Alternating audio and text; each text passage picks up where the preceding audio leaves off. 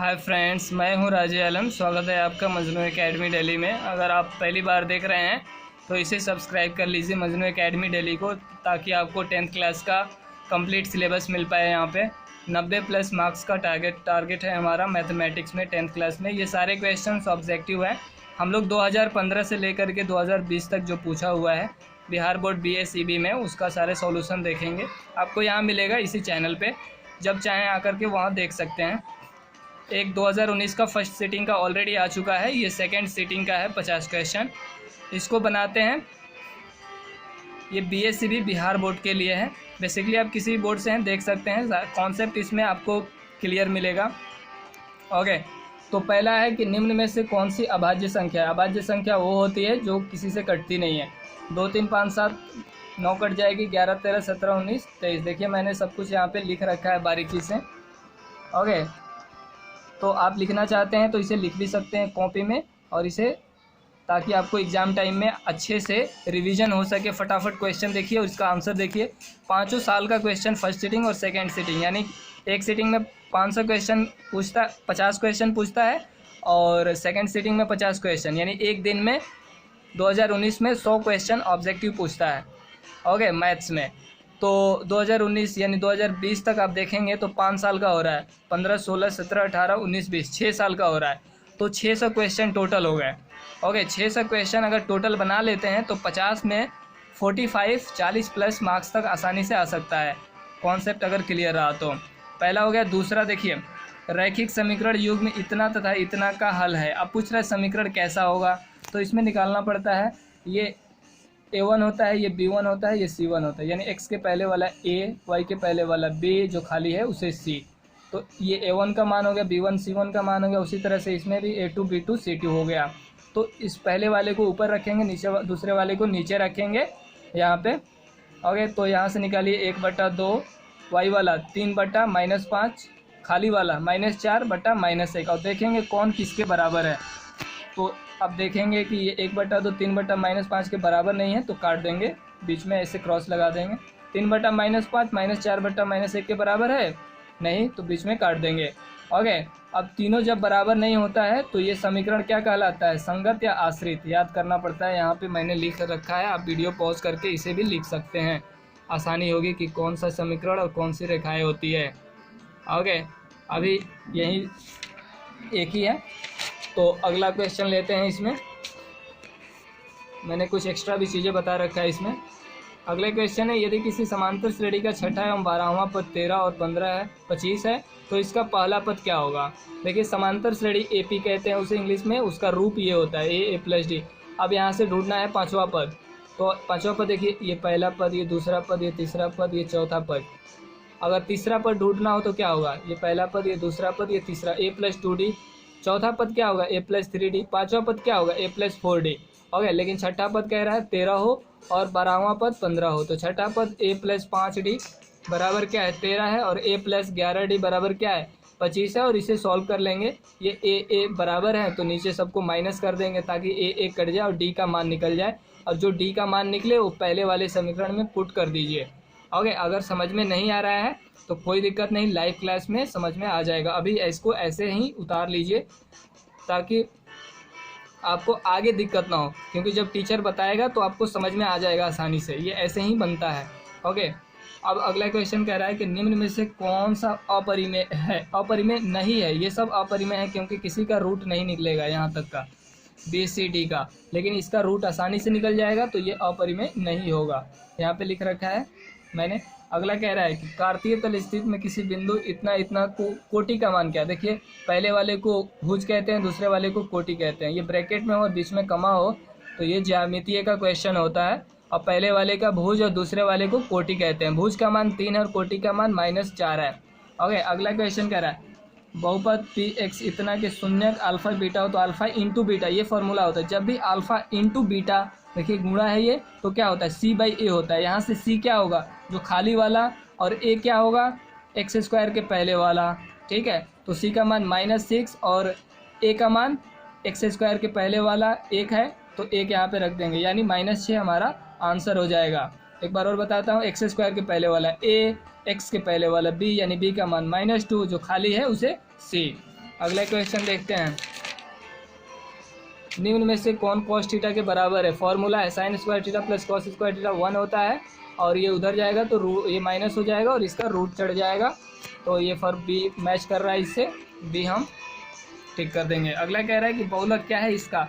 बहुलक वो होता है जो इसमें से सबसे ज़्यादा बार हो। 3 सबसे ज़्यादा बार है तो 3 हमारा आंसर हो जाएगा।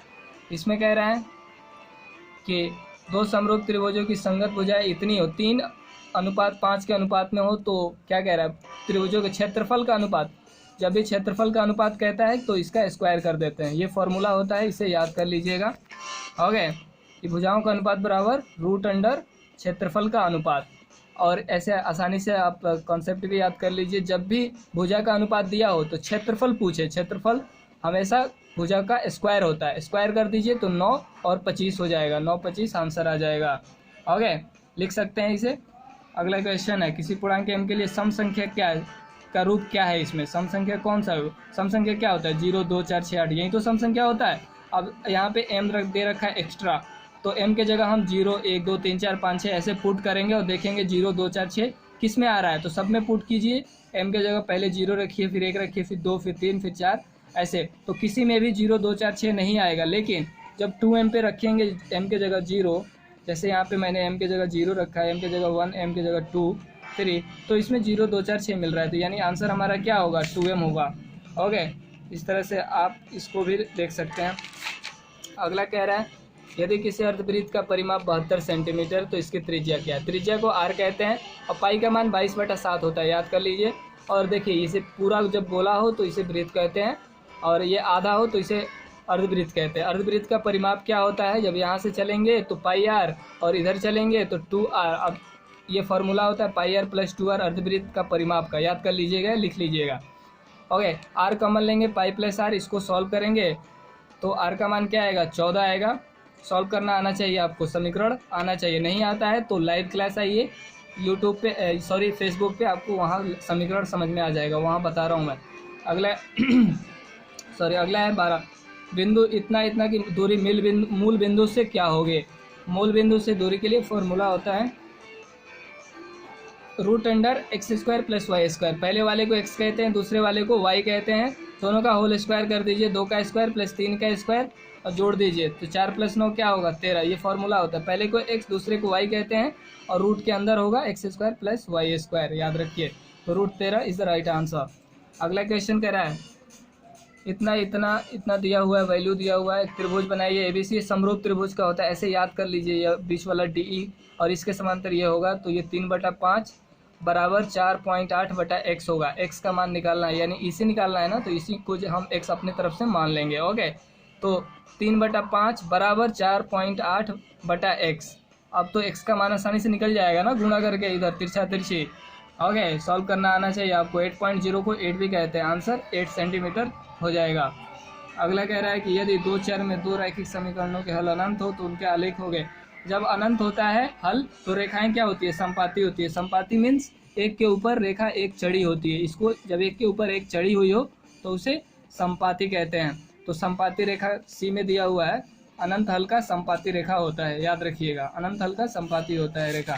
अगला क्वेश्चन कह रहा है cot 90 - θ किसके बराबर है। tan θ, ये तो फॉर्मूला है बेसिक सा, tan θ के बराबर होता है cot 90 - θ। उसी तरह से tan 90 - θ दे रखा हो तो क्या होगा, देखिएगा, सर्च कीजिएगा। अगला कह रहा है कि बिंदु 4,3 किस पाद में है।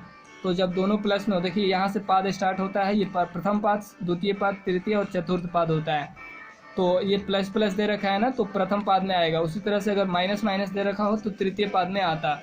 माइनस प्लस दे रखा होता, कोई भी वैल्यू दे रखा होता, और एक -2 मान लीजिए यहाँ पे -4 दे रखा हो और +3 दे रखा हो, तो किस पाद में आएगा। देखिए ये माइनस हो, ये प्लस है, तो ये हमारा द्वितीय पाद में आएगा। इसे याद करना होगा, रटना पड़ेगा, और समझाऊंगा भी कि कैसे याद रखें। यहाँ से दाहिने साइड चलते हैं तो प्लस, ये ओरिजिन है, यहाँ से इधर जाएंगे बायां साइड तो माइनस, ऊपर जाएंगे तो प्लस, नीचे जाएंगे तो माइनस। पहले x का मान होता है, फिर y का मान होता है। मैंने बताया ना, x का मान इसमें क्या होगा, 4 होगा, y का मान क्या होगा, 3। पहले वाला x का मान और दूसरा वाला y का मान होता है।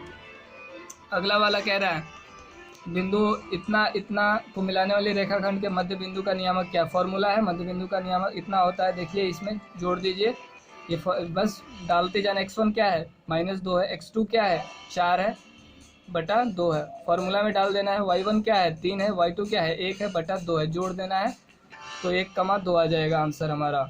अगला क्या है, किसी समचतुर्भुज के विकर्णों की लंबाई 340 हो तो इसकी भुजा क्या होगी। समचतुर्भुज में विकर्ण दिया हो तो भुजा क्या होता है d1/2 का होल स्क्वायर प्लस d2/2 का होल स्क्वायर और उसका रूट। समचतुर्भुज में भुजा का फॉर्मूला होता है, यानी एक विकर्ण बटा 2 का होल स्क्वायर प्लस दूसरा विकर्ण बटा 2 का होल स्क्वायर उसका रूट। ओके, तो ऐसे कीजिएगा तो आंसर क्या आएगा इसका 25 आ जाएगा। सॉल्व करना आना चाहिए। 25 का वर्ग कितना होगा, 25 का वर्ग मीन्स 25 × 25 तो 625 हो जाएगा और ये 400 हो जाएगा इस तरह से। अगला क्वेश्चन कह रहा है के किस मान के लिए समीकरण इतना के मूल वास्तविक तथा असमान है।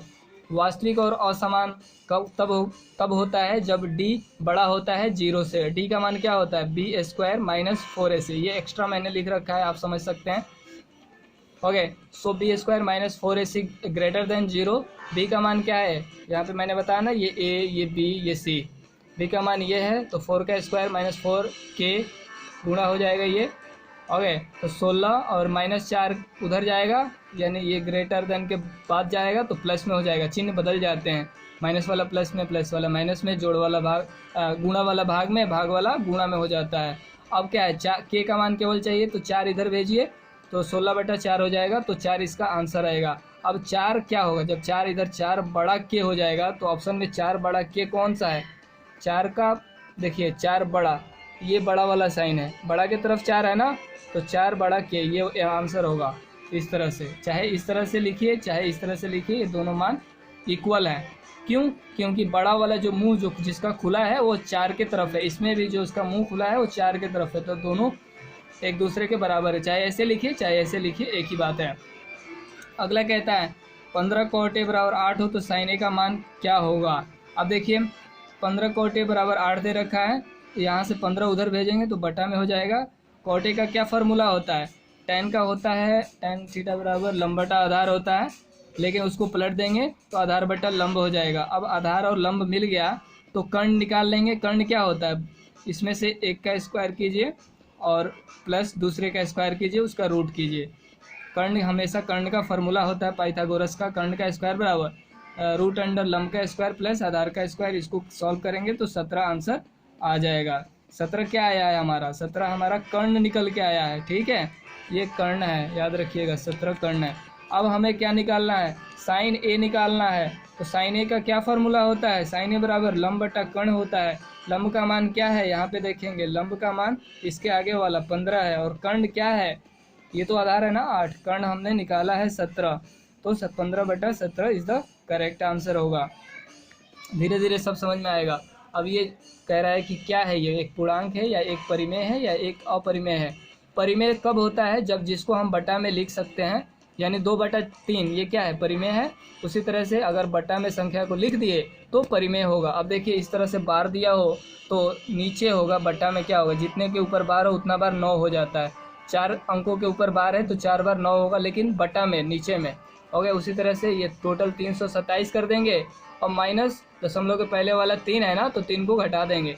अब बटा में करेंगे, कितने के ऊपर बार है, 2 के ऊपर बार है तो 2 बार 9 हो जाएगा। और 327 में 3 घटाएगा 324/99। अब जिस ये बटा में आ गया ना, तो जो भी संख्या बटा में आएगी वह परिमेय संख्या कहलाएगी, याद रखिएगा, बटा वाला परिमेय। अगला कहते हैं दो वृत्तों के क्षेत्रफल का अनुपात इतना है तो उनके त्रिज्याओं का अनुपात क्या होगा। और वृत्त के क्षेत्रफल का अनुपात दे रखा है। वृत्त का क्षेत्रफल का क्या फार्मूला होता है, πr²। ओके, तो पहले r को r1 मान लीजिए, और 2 वृत्त है ना तो एक वृत्त नीचे दे रखा है। ओके, अनुपात मीन्स बटा वाला, यानी ये 4:1 है, इसको 4/1 लिख सकते हैं। 4/1 हमने लिख दिया यहाँ पे। अब क्या कह रहा है कि पाई से पाई कट जाएगा, r1/r2 का होल स्क्वायर हो जाएगा बराबर 4/1। अब जब वर्ग हटता है तो इसके ऊपर रूट चढ़ जाता है, तो 4 का वर्गमूल 2 और 1 का वर्गमूल 1। 2/1 कितना होता है, 2 ही होता है, तो 2/1 मतलब अनुपात में कितना हो जाएगा, 2:1। ये राइट आंसर होगा। अगला क्वेश्चन कह रहा है tan² theta minus sec² theta किसके बराबर है। देखिए ये कोई फार्मूला, उल्टा फार्मूला दे रखा है। फार्मूला तो ये होता है ना, sec² theta minus tan² theta बराबर 1, लेकिन tan का दे रखा है, उल्टा जब दिया है तो हमारा मान क्या हो जाएगा, उल्टा हो जाएगा। कैसे, हम गुणा कर देंगे, इसमें माइनस लगा देंगे इधर भी और इधर भी, दोनों साइड माइनस लगा दिए। अब क्या होगा, tan तो प्लस में हो जाएगा, इसको माइनस सेक स्क्वायर थीटा और प्लस tan स्क्वायर थीटा, ये होगा हमारा बराबर -1 आ गया कि नहीं आ गया। अब tan स्क्वायर थीटा और माइनस सेक स्क्वायर थीटा बराबर क्या आ रहा है, -1 आ रहा है। देखिए आंसर है ये, tan square theta minus sec square theta बराबर -1 आ रहा है। ओके, अगला क्वेश्चन देखते हैं हम। cos a बराबर इतना हो तो 1 - 2 cos स्क्वायर a का मान क्या हो, यानी cos a का मान 1/2 हो। यहाँ पे रख दीजिए 1 - 2 इंटू cos स्क्वायर दे रखा है ना, तो cos 1/2 का सबका स्क्वायर दे रखा है, तो सबका स्क्वायर आप भी कर दीजिए। और 1 का स्क्वायर 1 और 2 का स्क्वायर 4, ये गुणा 2 है, 1 माइनस में कटा दीजिए, 2 से 2 4, 1 - 1/2। अब इनका जोड़ कीजिए, 2 - 1 तो क्या हो जाएगा, 2 - 1/2 कितना होगा, 1/2। इनका जोड़ भी आना चाहिए आपको।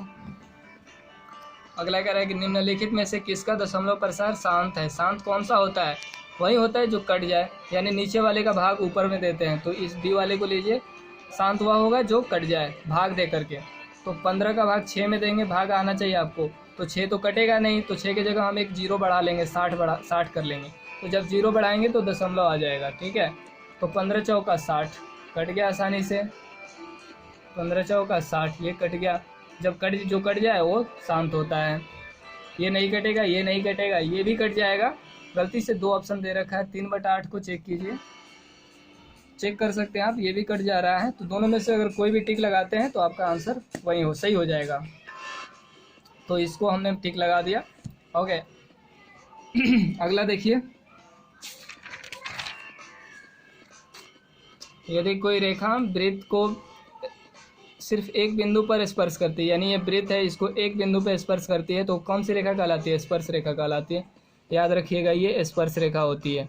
अगर 2 स्पर्श रेखा खींची जाए तो ये 2 हो गई, और ये एक का मान 4 हो तो दूसरे का मान क्या होगा, दूसरे का मान भी 4 होगा, यानी स्पर्श रेखा बराबर होती है। तो ये वृत्त पर जब स्पर्श करे तो स्पर्श रेखा होती है।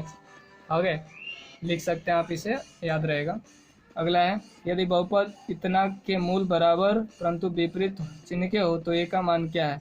ये बहुपद दे रखा है,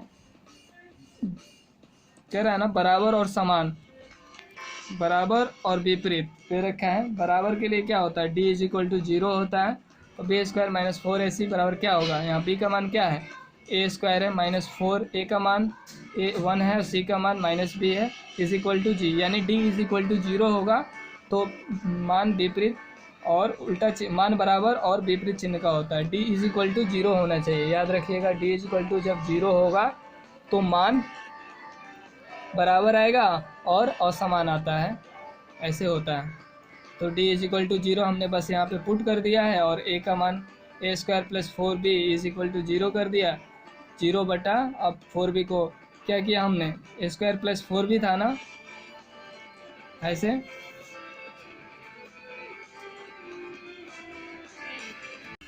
इस क्वेश्चंस को मैं लास्ट में बनाता हूँ, 27 नंबर को, अभी इसको मत बनाइएगा।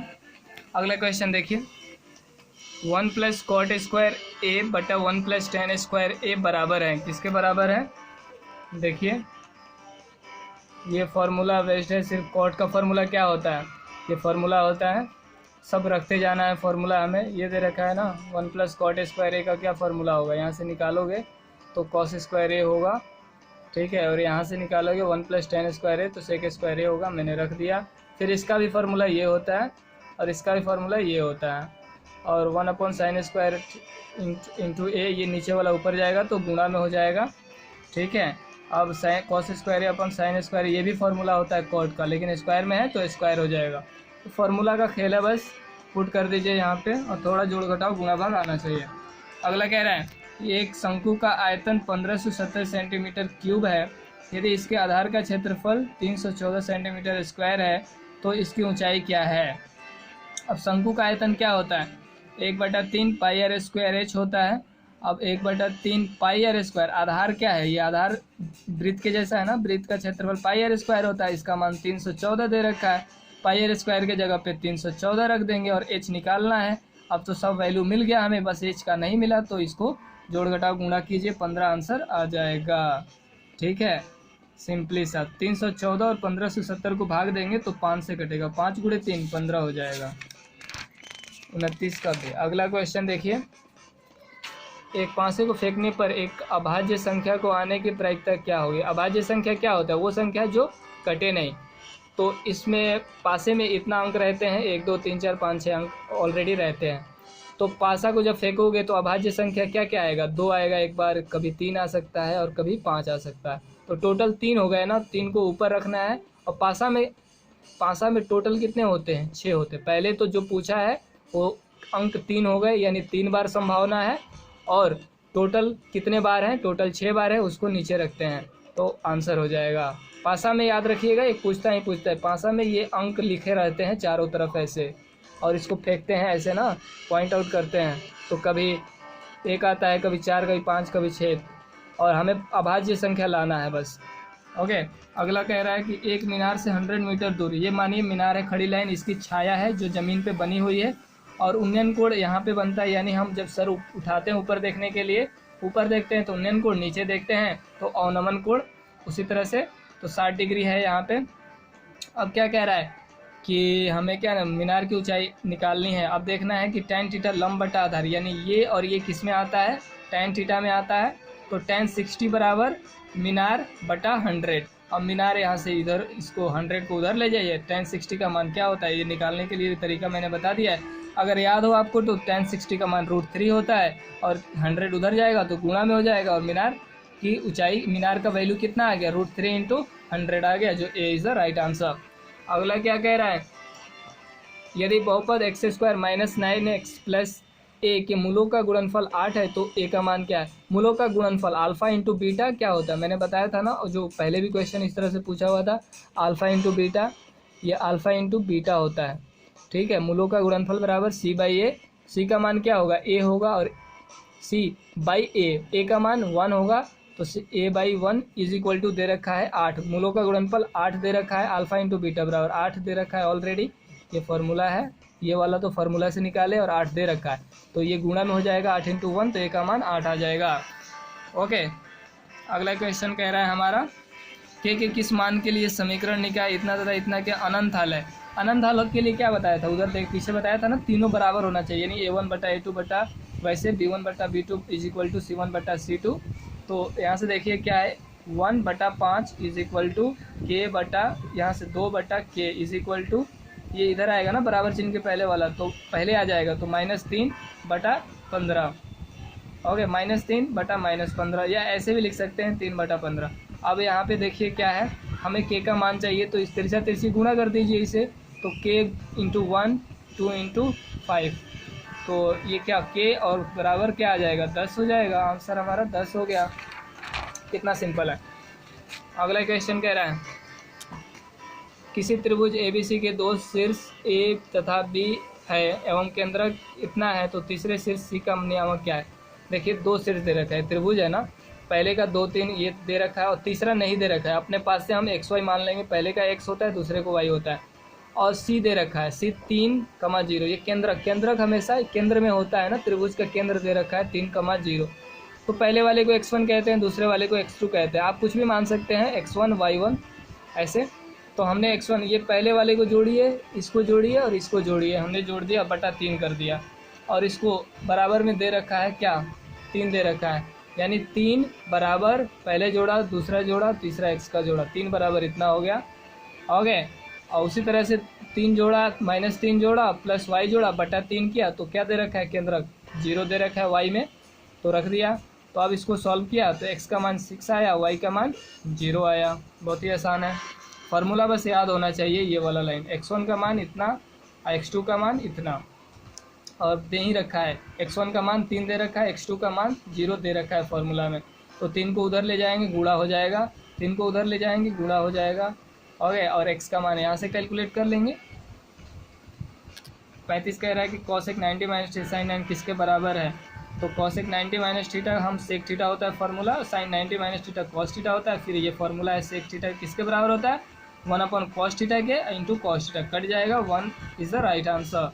सो A is the right answer. Okay, अगला देखिए, द्विघात बहुपद इतना के शून्यक हैं।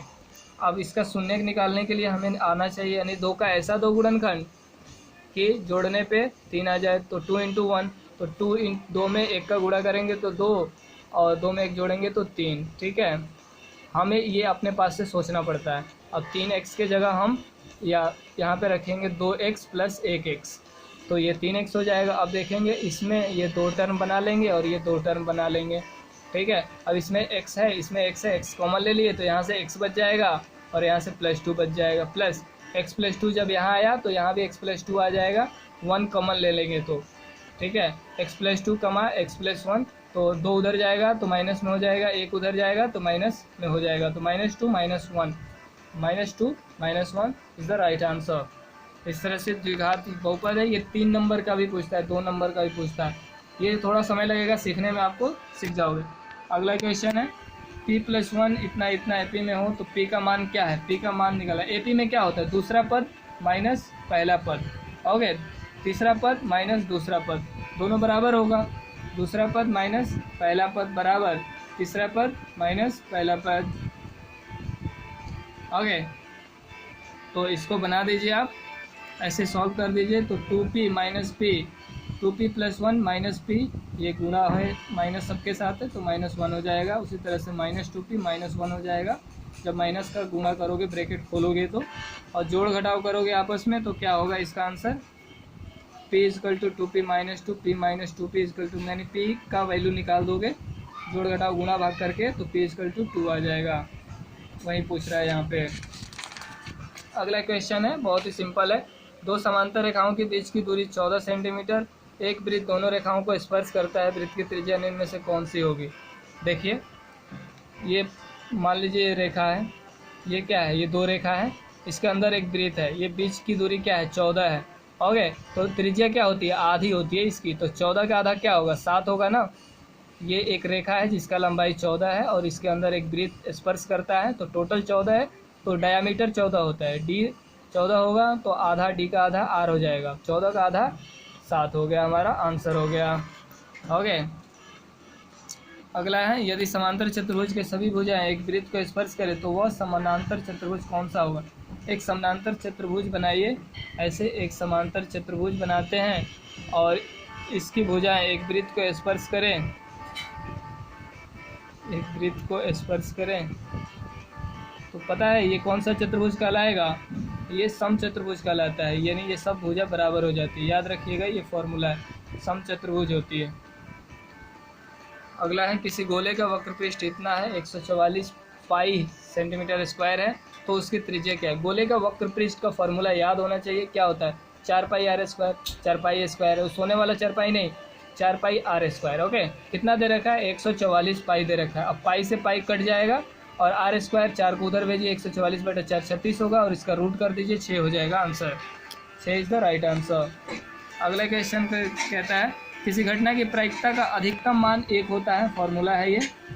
ओके, किसी घटना का अधिकतम मान 1 होता है, प्रायिकता का अधिकतम मान 1 होता है, याद रखिएगा। अगला कह रहा है, प्रथम 5 विषम संख्याओं का माध्य। माध्य क्या होता है? सबको जोड़ दीजिए, 9 7 5 3 1 और कितना बार है उससे भाग दे दीजिए, 1 2 3 4 5 बार है, 5 बार नीचे कर दीजिए और सबको जोड़ दीजिए, वो माध्य होता है। तो 25/5 आएगा, 5 आंसर हो जाएगा। अगला क्या है, कौशिक 45 का मान याद करना पड़ेगा आपको, √2 होता है। या निकालना आता हो तो ऐसे मैंने तरीका बता रखा है निकालने का, साइन का उल्टा कौशिक होता है। तरीका भी बताऊंगा कैसे निकाला जाता है, बहुत आसान है।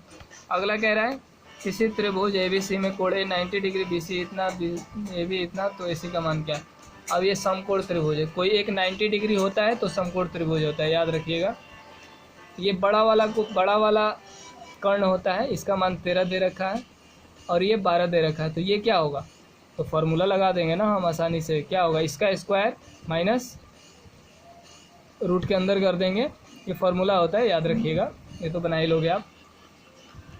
ओके, ये ट्रिपलेट्स भी याद रखना, 5 12 13 का, या 5 होगा, या 3 4 5 का, या 8 15 17 का। लिख लो, अभी नहीं समझ में आ रहा है तो धीरे धीरे सब समझ में आ जाएगा। पाइथागोरस थ्योरम है। पाइथागोरस का क्या फार्मूला होता है, याद रखना, कर्ण का स्क्वायर बराबर होता है हमारा लंब का स्क्वायर प्लस आधार का स्क्वायर, ये फार्मूला है। पूछ क्या रहा है यहाँ पे, आधार पूछ रहा है, तो आधार का स्क्वायर का क्या फार्मूला होगा, कर्ण के स्क्वायर माइनस, ये आधार पूछ रहा है ना, तो लंब उधर चला जाएगा तो लंब का स्क्वायर आ जाएगा। ओके, चाहे आधार इधर लिखो चाहे इधर लिखो, एक ही बात है। अगले क्वेश्चन है, टीपी तथा टी के किसी बाह्य बिंदु एक से के ये बाह्य बिंदु एक है, टी है, यहाँ से ये वृत्त का केंद्र है, ये टोटल का मान 120 दे रखा है, ठीक है। तो एक आधा 60 होगा ये, और ये भी 60 हो जाएगा, और यहाँ पे 90 डिग्री बनता है, याद रखना, स्पर्श रेखा होती है। तो वृत्त का तीनों एंगल क्या होता है, वृत्त का त्रिभुज का तीनों एंगल 180 डिग्री होता है अगर जोड़ोगे तो यहाँ से जोड़ो 60, यहाँ से जोड़ो 90, तो ये वाला एंगल पूछ रहा है, ये वाला एंगल निकालना है हमें। तो 60 ये 90 कितना होगा, इसमें कितना जोड़ोगे कि 180 आ जाएगा, 30 जोड़ोगे तो 180 हो जाएगा, तो ये वाला वैल्यू 30 होगा। इस तरह से बनेगा ये। अब देखो, एक लंबवृत्तीय बेलन जिसकी त्रिज्या r तथा ऊंचाई h है का आयतन है। बेलन का आयतन क्या होता है, पाई r स्क्वायर h होता है, फॉर्मूला है, लिख दो। और किसी वृत्त का परिधि इतना है तो इसकी त्रिज्या, वृत्त की परिधि का क्या फार्मूला होता है, 2 पाई r होता है। वृत्त की 2 पाई r दे रखा है, कितना दे रखा है, 462 दे रखा है, और क्या पूछ रहा है, त्रिज्या मीन्स r। ओके, तो 2 पाई इधर नीचे आ जाएगा, 2 इधर नीचे आ गया, पाई इधर आएगा तो 1/पाई हो गया, वैल्यू डाल दो, 462/2 गुणे पाई का मान 22/7। अब ये क्या होगा, ऊपर चला जाएगा 7, इधर 3 पद में है तो तीसरा पद नीचे वाला ऊपर चला जाता है, तो 7/22 हो जाएगा। और इसको घटाओगे तो कितना बार में कटेगा, ये 462/2 इंटू 7/22। ओके, तो 22 का कटाओगे 462 से तो 21 बार में कट जाएगा। अब इसको गुणा कर लोगे तो कितना हो जाएगा, ये 22, 21 का गुणा 7 में करोगे तो 147 होगा, बटा 2 है। अब इसको घटाओगे तो क्या आंसर आएगा, 73.5 हो जाएगा आंसर, 73.5 कटाना आना चाहिए आपको।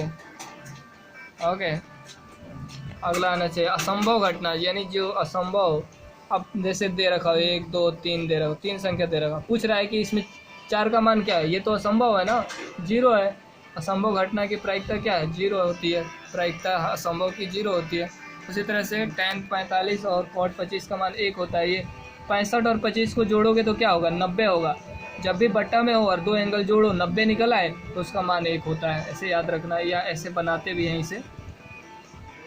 tan 65 और cot 25 को हम क्या लिख सकते हैं, tan 90 माइनस थीटा, तो tan 65 आएगा, tan 65 बता tan 65 कट जाएगा तो 1 हो जाएगा। संचयी बारंबारता वक्र कहलाता है। संचयी बारंबारता वक्र को हम एक और नाम से जानते हैं, तोरण के नाम से जानते हैं, ठीक है, बहुत ही इंपॉर्टेंट है, याद रखिएगा, 50 क्वेश्चन है, ठीक है। इसे बनाइए, बहुत आसानी से सॉल्व होगा ये।